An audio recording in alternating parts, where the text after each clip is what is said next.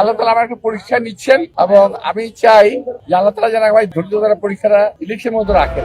ঢাকা ৮ আসনে প্রার্থী নাসিরউদ্দিন পাটোয়ারির বক্তব্যের পাল্টা জবাব দিলেন বিএনপি প্রার্থী মির্জা আব্বাস।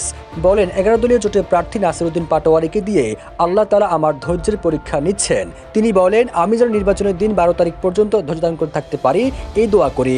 নির্বাচনী প্রচারণায় ধানের শীষে প্রার্থী মির্জা আব্বাসের এই বক্তব্য সামাজিক যোগাযোগ মাধ্যমে ছড়িয়ে পড়লে মিশ্র প্রতিক্রিয়া জানায় নেটিজেনরা। ৮ ফেব্রুয়ারি ঢাকা ৮ আসনে নির্বাচনী প্রচারণাকালে মির্জা আব্বাস বলেন, নির্বাচন বানচালের জন্য কয়েকটি দল পরিকল্পিতভাবে কাজ করছে এবং ইলেকশন ইঞ্জিনিয়ারিংয়ের মাধ্যমে ফল পরিবর্তনের চেষ্টা করা হতে পারে। মির্জা আব্বাসের দাবি, নিজেরা যা করবে তার দায় অন্য দলের উপর চাপিয়ে দেওয়া হচ্ছে।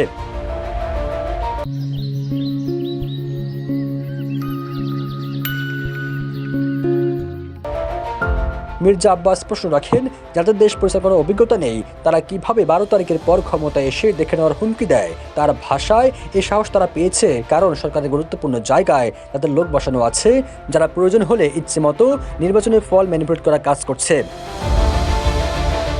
এই নির্বাচনে ঢাকা ৮ আসনে প্রার্থী মির্জা আব্বাস ও নাসিরউদ্দিন পাটোয়ারিকে নিয়ে আলোচনা শেষ নেই। পাল্টাপাল্টি বক্তব্যের মধ্য দিয়ে যেন অন্য আসনগুলো থেকে ঢাকা ৮ আসনে উত্তেজনা ভিন্ন মাত্রা যোগ করছে।